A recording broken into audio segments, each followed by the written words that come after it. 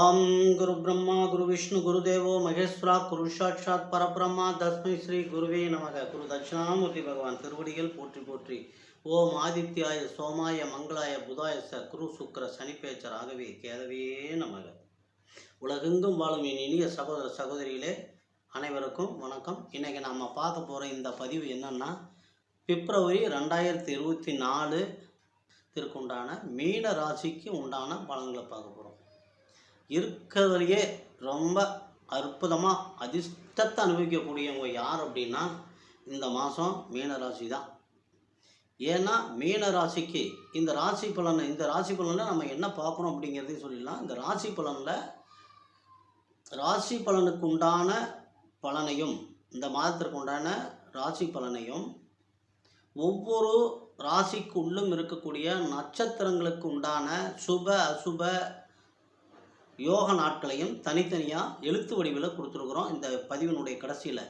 ஏன்னா நட்சத்திரங்கள் நவக்கிரகங்கள் தங்களுடைய பலன்களை தாங்கள் நிற்கக்கூடிய ராசியின் வழியாகவும் தாங்கள் பயணிக்கக்கூடிய நட்சத்திரங்களின் வழியாகவும் தான் நம்மளுக்கு கொடுக்கறதுனால, நம்ம என்னதான் யோகம் வரும், அதிர்ஷ்டம் வரும், உங்களுக்கு ரொம்ப சூப்பர் அப்படின்னு சொன்னாலும் நம்ம செய்யக்கூடிய காரியங்கள், நம்ம தொடங்கக்கூடிய காரியங்கள் சுப தினங்களா, சுப நேரத்தில், சுப ஓரையில் இருக்கணும். அந்த மாதிரி பார்த்து நம்ம ஆரம்பிக்கணும். அப்படி ஆரம்பித்தோம்னா நமக்கு அந்த காரியங்களில் தடங்கள் வராது, முழு வெற்றியே கிடைக்கும். அதுக்காக தான் இந்த சுப நாட்கள் அசுப நாட்களையும் எழுத்து வடிவிலேயே இந்த ராசி பலனுடைய கடைசியில் கொடுக்குறோம். நீங்கள் ஒரு பேப்பரில் எழுதி வச்சுக்கோங்க. அந்தந்த நாளில் ஆஸ் யூஸ்வலாக செய்கிற வேலையை விட்டுருங்க. நீங்கள் டெய்லியும் போகிற வேலையை இருந்தால் இன்றைக்கி அந்தந்த தேதியில் எடுத்து பாருங்கள். இன்றைக்கி காலையிலேருந்து நைட்டு வரைக்கும் நம்ம செஞ்சோம், இது என்ன நல்லா இருக்கா இல்லையா, எங்கேயாவது பிரச்சனை வந்துச்சா இல்லை அப்படின்னு நீங்கள் அதை உங்களால் அந்த நாட்களை அனலைஸ் பண்ணக்கூடிய ஒரு சக்தி தொடர்ந்து அதில் பயணித்து பாருங்கள். எல்லாமே உங்களுக்கு வெற்றியாக கிடைக்கும். நன்றி நண்பர்களே. இப்போ ராசி பலனுக்குள்ளே போகலாம். ரொம்ப அதிர்ஷ்டமான ராசி, மறுபடியும் வருமா அப்படின்னா தேடிகிட்டே இருக்கணும். அந்த மாதிரி ஒரு ராசி இந்த மாதத்துலேயே பார்த்தீங்கன்னா, மேச ராசிக்கு, மீன ராசிக்கு, துலா ராசிக்கு, தனுசு ராசிக்கு, சிம்ம ராசிக்கு எல்லாமே அவ்வளோ அற்புதமாக இருக்குது கிரகங்கள் எல்லாம்.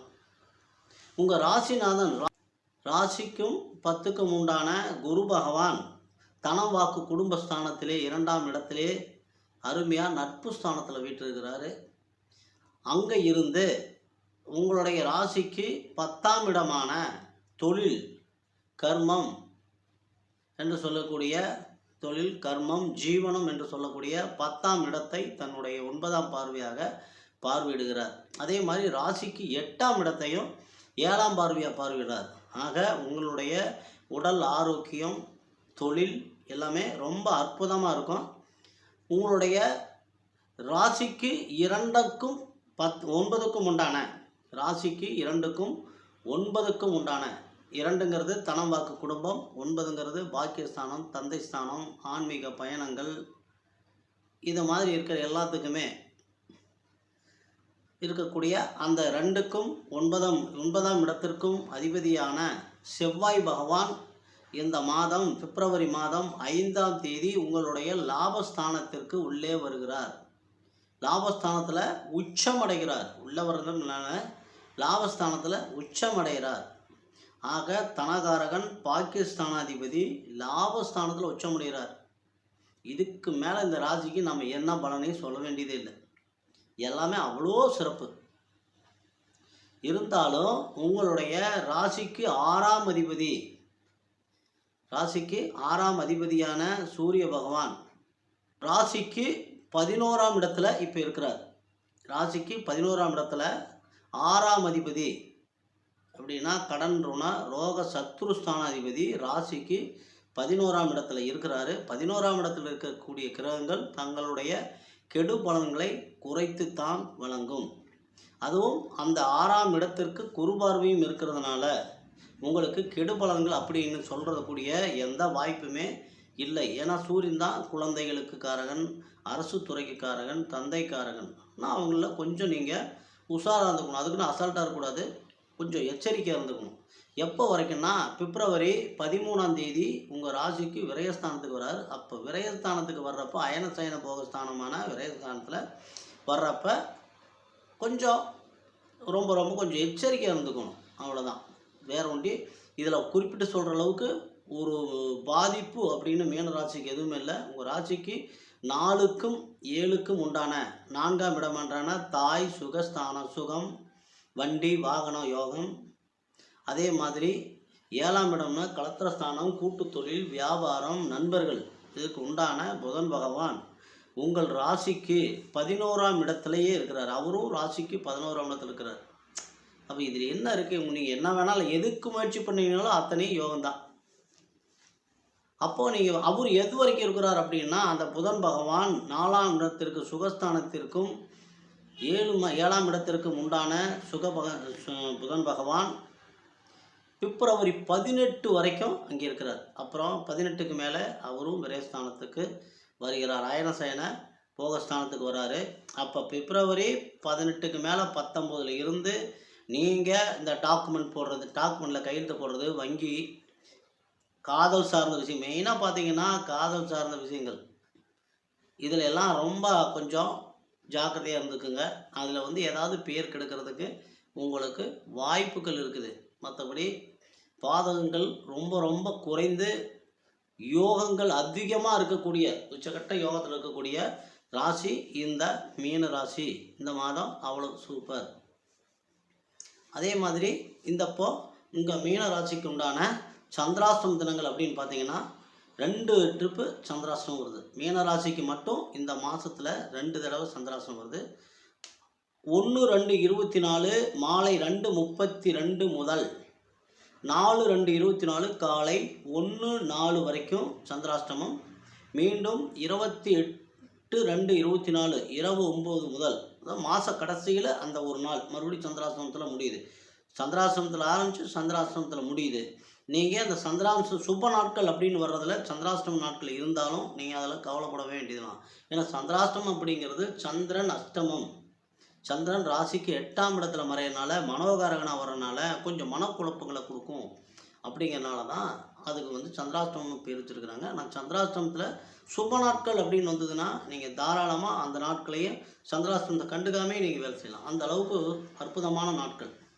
சரி, மீன ராசியில் பிறந்த பூரட்டாதி 4ஆம் பாதம், உத்திரட்டாதி 1, 2, 3, 4 பாதம், ரேவதி 1, 2, 3 பாதங்களில் பிறந்தவர்களுக்கு சுப நாட்களை பார்க்கலாம்.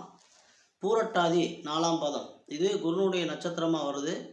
இப்போது பூரட்டாதி 4ஆம் பாதத்தில் பிறந்தவங்களுக்கான சுப நாட்கள் பிப்ரவரி 1, 4, 8, 10, 11, 13, 15, 17, 19, 20, 22, 24, 26, 28 இது சுப நாட்கள். உங்களுக்கான அசுப நாட்கள் நீங்கள் கண்டிப்பாக தவிர்க்க வேண்டிய அந்த புதிய முயற்சிகள் எல்லாத்தையும் தவிர்க்க வேண்டிய நாட்கள் பிப்ரவரி 2, 6, 18 இந்த 3 நாள் நீங்கள் எச்சரிக்கையாக இருந்துக்கணும். அதுக்கடுத்து உங்களுக்கான யோக நாட்கள் பிப்ரவரி 24, 26.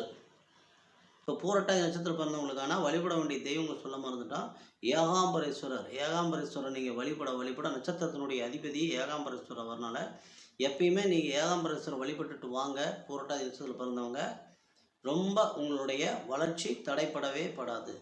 உத்திரட்டாதி நட்சத்திரத்தில் பிறந்தவங்களுக்கான சுப நட்சத்திர நாட்கள் பிப்ரவரி 2, 5, 9, 11, 12, 14, 16, 18, 20, 21, 23, 25, 27.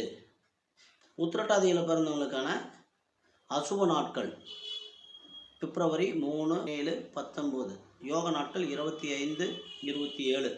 இந்த உத்திரட்டாதி நட்சத்திரம் சனிபகவானுடைய நட்சத்திரமாக வர்றதுனால இதனுடைய நட்சத்திர அதிபதி மகா ஈஸ்வரர் வழிபடுறது உங்களுக்கு மிகுந்த யோகத்தை வழங்கும். அதுக்கு அடுத்தது ரேவதி நட்சத்திரம். ரேவதி நட்சத்திரத்தில் பிறந்தவங்களுக்கான சுப நட்சத்திர நாட்கள் பிப்ரவரி 1, 3, 6, 10, 12, 15, 17, 21, 22, 24, 26, 28. அசுப நாட்கள் பிப்ரவரி 4, 8, 20. யோக நாட்கள் பிப்ரவரி 1, 26, 28. நீங்கள் வழிபட வேண்டிய தெய்வம், நட்சத்திர தெய்வம் ரேவதிக்கு அரங்கநாதர் பள்ளிகொண்ட பெருமாள் அயன சயன கோலத்தில் இருக்கக்கூடிய எம்பெருமான ரங்கநாதரை வழிபடுறது மிகுந்த உங்களுக்கு ஒரு யோகத்தை வழங்கிட்டே இருக்கும். உங்களுக்கு யோகம் அப்படின்னா எப்படி வரும்னா, நம்ம செய்யக்கூடிய காரியங்கள் மூலம் தான்.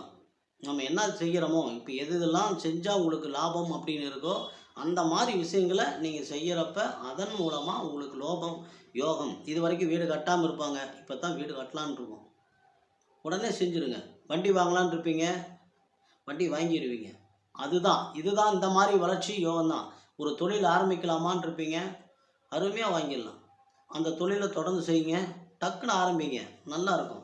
ஆக எல்லாமே அருமையாக சூப்பராக இருக்கக்கூடிய ஒரு மாதமாக மீன ராசிக்கு இந்த மாதம் இருக்கிறது. எம்பெருமான் எல்லா வளங்களையும் நலங்களையும் உங்களுக்கு வழங்க வேண்டும் என்று வேண்டி, இந்த பதிவு உங்களுக்கு பிடிச்சதுன்னா லைக் பண்ணுங்கள், சப்ஸ்கிரைப் பண்ணுங்கள். மீண்டும் அடுத்த பதிவில் பார்க்கலாம். நன்றி.